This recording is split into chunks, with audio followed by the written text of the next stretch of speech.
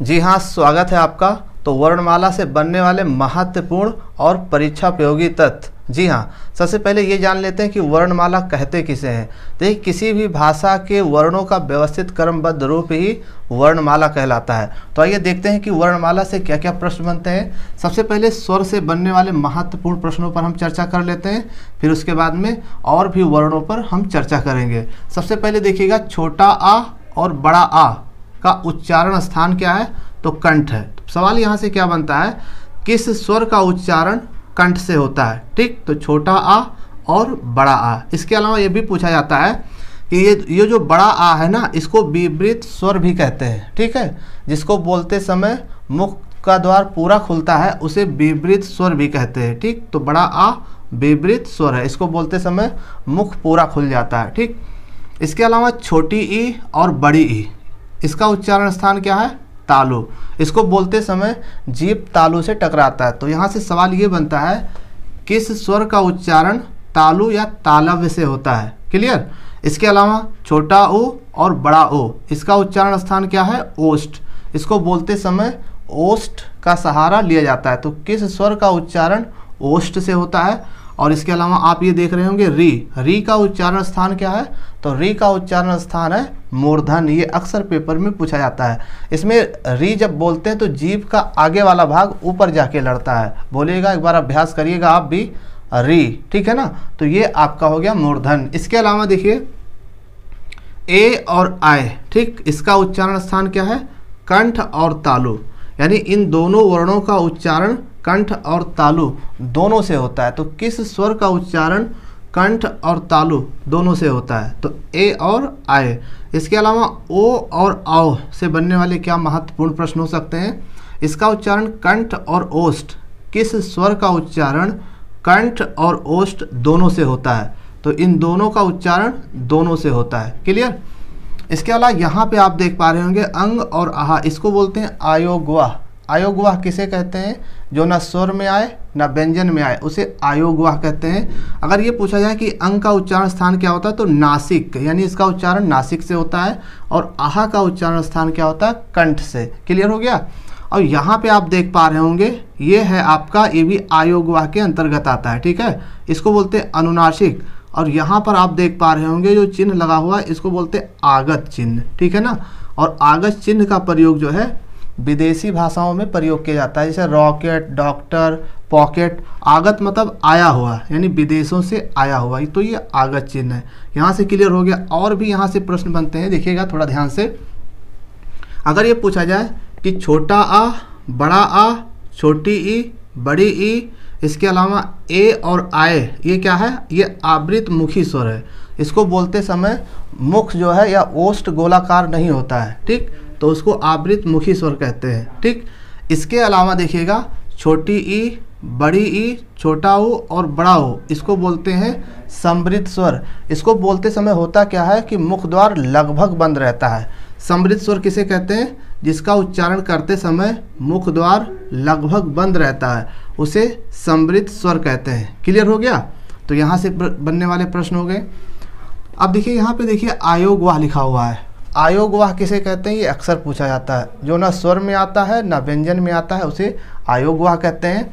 देखिए, अगर ये पूछा जाए कि हिंदी वर्णमाला में आयोगवाह कितने प्रकार के होते हैं, तो हिंदी वर्णमाला में आयोगवाह दो प्रकार के होते हैं। एक ये आप देख पा रहे होंगे जिसको अनुस्वार बोलते हैं, और एक ये देख रहे हैं जिसको विसर्ग बोलते हैं। ठीक, तो हिंदी वर्णमाला में सिर्फ दो ही आयोगवाह हैं। लेकिन यहाँ से अगर ये प्रश्न पूछा जाए कि हिंदी भाषा में कितने आयोगवाह होते हैं, तो हिंदी भाषा में 3 आयोगवाह होते हैं। ठीक है ना। ये वाला आप इसमें देखिए वर्णमाला में इसका प्रयोग आप नहीं देख पा रहे होंगे। ठीक, तो हिंदी भाषा में आयोगवाह 3 प्रकार के होते हैं। एक अनुस्वार, अनुनासिक और विसर्ग। ठीक है ना। जैसे हंस लिखते हैं तो अनुस्वार का प्रयोग किया जाता है। आँख में किस आयोगवाह का प्रयोग किया गया है? अनुनासिक का प्रयोग किया गया है। दुख लिखते समय उसमें किस आयोगवाह का प्रयोग किया गया है? विसर्ग। ठीक है ना। तो इस तरीके से आपको जवाब देना है। हिंदी वर्णमाला में 2 आयोगवाह होते हैं। कौन कौन से? अनुस्वार और विसर्ग। हिंदी भाषा में आयोगवाह कितने प्रकार के होते हैं? तो 3 पे टिक करना है, अनुस्वार, अनुनासिक और विसर्ग। तो ये आयोगवाह से बनने वाले महत्वपूर्ण प्रश्न हो गए। यहाँ से और भी प्रश्न पढ़ता है कि हिंदी वर्णमाला में कुल स्वर कितने होते हैं, तो कुल 13 होंगे, ठीक है ना। अगर ये पूछा जाए कुल नहीं लगा है तो 11 पे आपको टिक करना है। क्लियर। चलिए अब बात करते हैं का से लेकर के माँ तक बनने वाले महत्वपूर्ण प्रश्नों पर। ठीक, थोड़ा ध्यान से देखिएगा। ये लिखा हुआ अल्प प्राण। ठीक, अल्प प्राण किसे कहते हैं? देखिए, अल्प मतलब होता है थोड़ा और प्राण मतलब वायु। जिन वर्णों का उच्चारण करते समय मुख से कम वायु निकले या थोड़ा वायु निकले उसे अल्प प्राण कहते हैं। जैसे का, चा, टा, ता, पा। बहुत ज़्यादा जोर नहीं देना पड़ रहा, ये अल्प प्राण है। हर वर्ग का पहला, तीसरा और पांचवा क्या है? अल्प प्राण है। इसको बोलते समय ज़्यादा ऊर्जा की आवश्यकता नहीं होती है। ठीक, अब वहीं पे बगल में लिखा हुआ है महाप्राण। ठीक, महाप्राण उसे कहते हैं जिसको बोलते समय, जिन वर्णों को बोलते समय ज़्यादा वायु निकलती है या ज़्यादा ऊर्जा की आवश्यकता होती है। आप का बोलिएगा तो कम वायु निकलती है। अब बोलिए खा, तो खा में थोड़ा ज़्यादा जोर देना पड़ रहा है। तो का अल्प प्राण है और खा महाप्राण है। खा, छा, ठा, था, फा, तो इसको बोलते समय थोड़ा जोर देना पड़ रहा है। ठीक है, तो ये महाप्राण होगा। हर वर्ग का दूसरा और चौथा महाप्राण है, यानी घा, झा, ढा, धा, भा, ये महाप्राण है। पूछा जाता है कौन अल्प प्राण है कौन महाप्राण है, तो उसमें से आपको अलग करना होता है। ठीक है ना। देखिए, गा पे कम जोर पड़ रहा है, लेकिन जैसे घा बोलते हैं तो इस पे ज़्यादा जोर पड़ रहा है, तो ये महाप्राण है। तो अब आप अल्प प्राण और महाप्राण आसानी से समझ पाएंगे। ठीक है।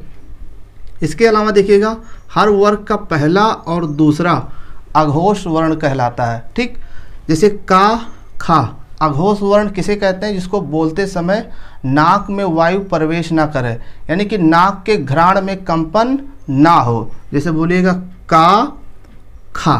ठीक, देखिए नाक में हवा प्रवेश नहीं कर रही है। चा, छा, टा, ठा, ता, था, पा, फा, ये सब क्या है? ये अघोष वर्ण है, क्योंकि इसको बोलते समय वायु जो है नाक में प्रवेश नहीं करती है। उसको बोलते हैं क्या? अघोष वर्ण उसे कहते हैं। क्लियर हो गया। हर वर्ग का पहला और दूसरा अघोष वर्ण होता है। इसके अलावा देख पा रहे होंगे यहाँ पे सघोष, सघोष, सघोष, यानी तीसरा, चौथा और पांचवा। अब आइए देख लेते हैं सघोष वर्ण किसे कहते हैं। जिन वर्णों का उच्चारण करते समय नाक में हवा प्रवेश करे, यानी कि नाक के घ्राण में कंपन हो, तो उसे क्या बोलेंगे? सघोष वर्ण कहते हैं। हर वर्ग का तीसरा, चौथा और पांचवा क्या होता है? सघोष होता है। आइए इसको अभ्यास करते हैं। गा, घा, अंगा, जा, झा, या, डा, ढा, अड़ा, दा, धा, ना, बा, भा, मा। इसको बोलते समय नाक में कंपन हो रहा है। ठीक है ना, तो इसलिए ये सघोष वर्ण है। तो अघोष और सघोष ये क्लियर हो गया। यहाँ से अक्सर पेपर में पूछा जाता है। अब आइए देखिए और क्या क्या प्रश्न बन सकते हैं। देखिए, का, खा, गा, घा, अंगा, इसका उच्चारण स्थान क्या है?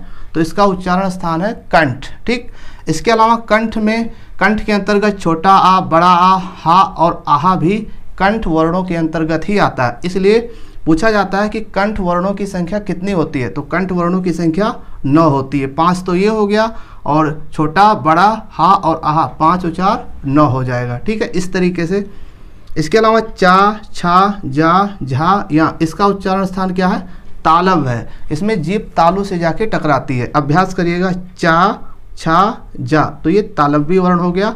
अगर पूछा जाए कि तलव्य वर्णों की संख्या कुल वर्णमाला में कितनी होती है, तो इसका भी सही जवाब 9 होगा। इसके अलावा छोटी ई, बड़ी ई, या और शा, ये वाला, ठीक है, ये सभी तालव्य में आते हैं। तो कुल मिला के तालव्य वर्णों की संख्या कितनी हो गई? 9 टोटल हो गई। ठीक, चलिए ये देखिए, मूर्धन्य किसे कहते हैं? जिन वर्णों का उच्चारण करते समय जीभ आगे वाला जो भाग है वो ऊपर जाके लड़ जाए। जैसे बोलते हैं टा, टा बोलिएगा तो ऊपर जाके जीभ मुड़ के लड़ता है। टा, ठा, डा, ढा, अड़ा, जो जीभ मुड़ के ऊपर लड़ती है उसी को मूर्धन्य बोलते हैं, और ये आपका मूर्धन्य वर्ण के अंतर्गत आएगा। इसके अलावा री भी आएगा, और इसके अलावा ये वाला जो मूर्धन्य शाह है इसको बोलते हैं, ये भी आएगा। तो कुल मिला के 5 और 7 वर्ण जो है मूर्धन्य से हो गए। इसके अलावा ता, था, दा, धा, ना, इसको क्या बोलते हैं? ये दंत से उच्चारित होने वाला वर्ण है, यानी जीभ जो है दांत से इसमें टकराती है। ता, था, दा धा, देखिए जीभ दांत से टकराती है। इसके अलावा सा भी दंत से ही बोला जाता है। क्लियर।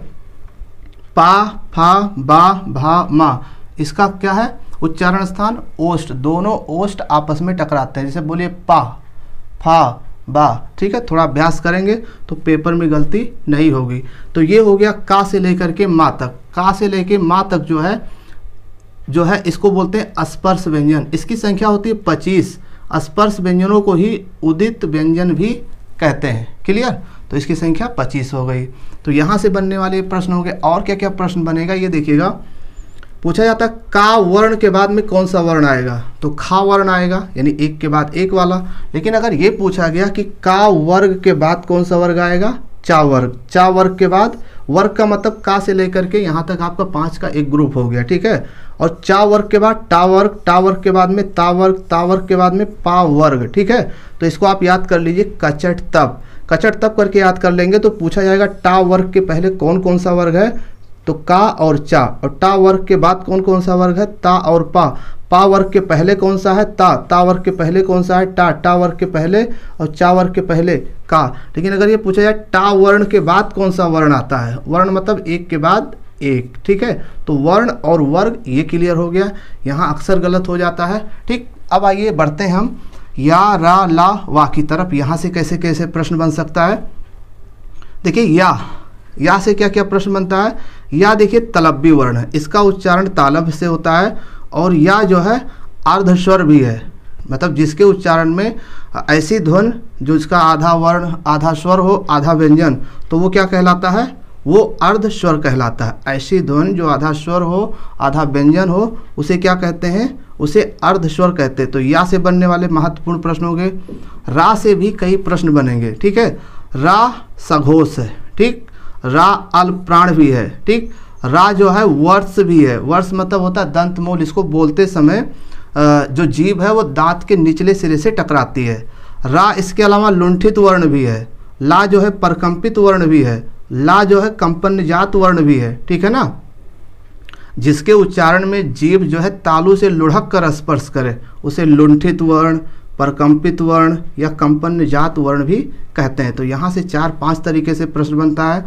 ला पे देखिएगा क्या क्या प्रश्न बनता है। ला सघोष वर्ण है, ठीक है ना। और ला अल्प प्राण भी है। ला जो है पार्श्विक वर्ण है, ठीक। पार्श्विक वर्ण उसे कहते हैं जिसको बोलते समय जीभ के बगल से हवा निकल जाए। इसे ला बोलते हैं तो जीभ के बगल से हवा निकल जाए उसे बोलते हैं पार्श्विक वर्ण, ठीक है ना। और इसका उच्चारण स्थान वर्ष भी है। वर्ष मतलब दंत मूल, यानी इसको बोलते समय जीभ दांत के निचले सिरे से टकराती है, इसलिए इसको वर्ष या दंत मूल वर्ण भी कहते हैं, ठीक है ना। इसके अलावा वाह का उच्चारण स्थान क्या है, वाह से क्या क्या प्रश्न बनता है। ये सघोष वर्ण है, ठीक है। ये अल्प प्राण भी है। इसके अलावा ये अर्धस्वर भी है। ऐसी ध्वन जो कभी स्वर हो कभी व्यंजन, या और वाह अर्धस्वर के अंतर्गत आते हैं, ठीक है ना। इसके अलावा ये दंतोष्ठ भी है। दांत का निचला सिरा और ओष्ठ का ऊपरी सिरा वाह जब बोलते हैं तो ये दंतोष्ठ में भी आएगा। इसके अलावा या, रा, ला, वा इसकी संख्या 4 है और अंतस्थ व्यंजनों की संख्या 4 होती है।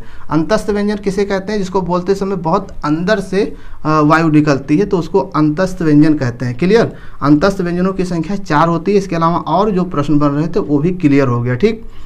फिर आते हैं, अब देखिएगा, इसको ऊष्म या संघर्षी व्यंजन कहते हैं। ये शाह लिखा हुआ, तीनों शाह कुछ शाह ही पढ़ा जाता है, लेकिन यहाँ पे सवाल ये है कि ये कौन सा शाह है, तो ये तलब्बी शाह है, ठीक है ना। अब ये तलब्बी शाह को सघोष वर्ण भी कहते हैं और ये तलब्बी शाह महाप्राण भी है। क्लियर। इसके अलावा देखिए तलब्बी शाह के बाद में मूर्धन्य शाह है। ये कौन सा शाह है, मूर्धन्य शाह है। ये अघोष है और ये महाप्राण है। क्लियर। इसके अलावा ये वाला शाह देखिए, इसको दंती शाह बोलते हैं, ठीक। इसके अलावा ये वर्ष के अंतर्गत भी आएगा। इसका उच्चारण दांत के निचले सिरे से होता है, जीभ टकराती है। इसके अलावा ये अघोष भी है और महाप्राण भी है, ठीक। तो एक ही वर्ण से देखिए 4-5 तरीके से प्रश्न बनते हैं। हा वाला देखिएगा वर्ण क्या क्या बन सकता है यहाँ से। हा सघोष है कि अघोष है, तो ये सघोष है। इसी को काकल्य वर्ण भी कहते हैं, ठीक है ना। और ये अल्प प्राण नहीं है, ये महाप्राण के अंतर्गत आएगा। तो देखिए तलब्बी शाह, मूर्धन्य शाह, दंती शाह और ये जो हा है इसको क्या बोलते हैं, ऊष्म व्यंजन बोलते हैं, या इसी को संघर्षी व्यंजन बोलते हैं। इसको बोलते समय मुख के आगे हाथ लगा लीजिए और बोलिए तो हाथ गर्म हो जाएगा, ठीक है ना, उष्मा निकलती है, इसलिए इसको ऊष्म व्यंजन बोलते हैं। हिंदी वर्णमाला में ऊष्म व्यंजन या संघर्षी व्यंजनों की संख्या 4 होती है। तो यहाँ से देखिए कितने तरीके से प्रश्न बनते हैं। इसके अलावा छा, त्र, ज्ञा, श्रा, इसको बोलते हैं संयुक्त व्यंजन। संयुक्त व्यंजनों की संख्या कितनी होती है? 4 होती है। संयुक्त व्यंजन कहते क्यों हैं? क्योंकि ये 2 वर्णों के मेल से बनता है। देखिए छा आधा का और शा से मिलके छा बना, ये आधा ता और रा से मिलके त्रा बना। ज्ञा है आधा जा और या से मिल करके जो है ज्ञा बना। ये जो श्रा है आधा शा और रा से मिल करके ये श्रा बना, इसीलिए इसको संयुक्त व्यंजन बोलते हैं, ठीक है। इसके अलावा आप ये देख पा रहे होंगे, ये वाला और ये वाला देख पा रहे होंगे, इसको उत्क्षिप्त वर्ण भी कहते हैं, इसको द्विगुण व्यंजन भी कहते हैं, क्योंकि इसका रूप जो है ये 2 रूपों में इसका प्रयोग किया जाता है, इसीलिए इसको द्विगुण व्यंजन कहते हैं, ठीक। इसी को ताड़न जात वर्ण भी कहते हैं, इसी को संकर वर्ण भी कहते हैं, क्योंकि 2 भाषाओं में इसका प्रयोग किया जाता है। तो ये यहाँ से देखिए कितने प्रश्न बन रहे हैं। ये और ये वर्ण क्या है? द्विगुण व्यंजन भी है, उत्क्षिप्त व्यंजन भी है, ताड़नजात वर्ण भी है, संकर वर्ण भी है। इसके अलावा ये देखिए ये सघोष वर्ण भी है और ये अल्पप्राण भी है। इसके अलावा ये सघोष वर्ण है और ये महाप्राण भी है, ठीक है। तो यहाँ से देखिए कितने प्रश्न बन रहे हैं, 8-10 प्रश्न तो इसी में बन रहे हैं।